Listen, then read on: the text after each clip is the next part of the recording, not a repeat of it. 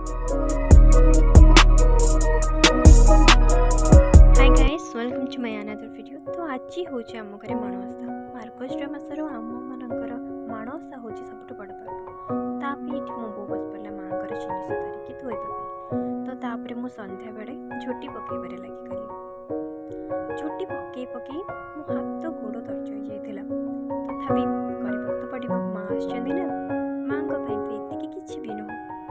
तो झोटी मोर स्टार्ट होइतिला पकईबा 5टारू और मोर सरी थिला जाइए 8टा बेलू। झोटीर मुझे अधा वीडियो अपलोड कर बाकी तक वीडियो मु अपलोड ए करनी। तो आपण मानक झोटी केमती लगुच सियोर कमेंट करेंगे, ठीक अच्छे।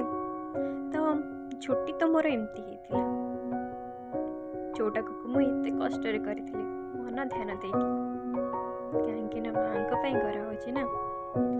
तो झोटी पकईबा परे मु अपेक्षा करी सकाळ हवापाई। एबे एठी देखंतु हमर माँ बसिबा पई एठी हमर झोटी पड़ी जाइछि। तो एठी बो मोर लागी पड़िला माँ को सजेबा पई। एठी हमर एई वर्षर नुआ धान को प्रथमे डिब्बारे सजा हेकि रखा जाउछि।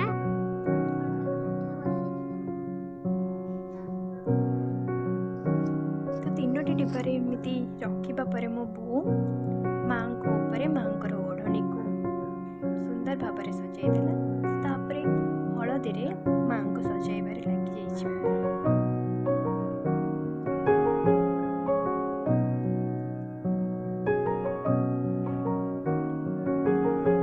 तो माँ को हलदी रे सजाइबा परे माँ को ऊपर जो हलदी लगी तो से हमर गुआ दिया गला और कौड़ी भी दिया गला माँ को आखि बनैबा पई।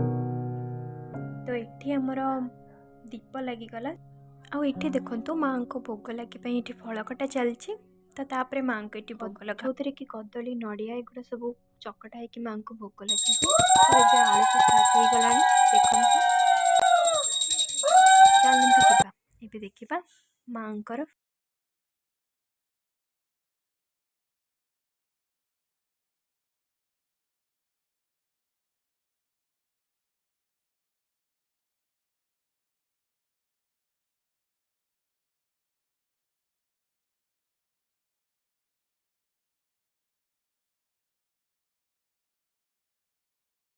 करबा परे सेकेंड हूँ पिठार लगी कराहब। तो तापे ये नड़िया भजा हो कहीं पूर कराहब पिठारे। ये भी स्टार्ट हो गला पिठा करने। एबे चलते जावा माँ को पिठार भोग लगाइबा। ये भी जो टाइम मत पसंद हुए से टाइम आज पहुँचीगला। टाइम आसी हो गला 4टा। एबे माँ को विदाय दबार पड़े। एबे माँ को मुंडिया मारी माँ को जिनिस सब काढ़ा स्टार्ट। एबे वेट करने को पड़ो पुणी आर वर्ष को। तो ये तो थिला आज ब्लॉग। आपण मानक केमती लगिला जरूर कहिबे कमेंट रे। रहुछि। जय माँ लक्ष्मी।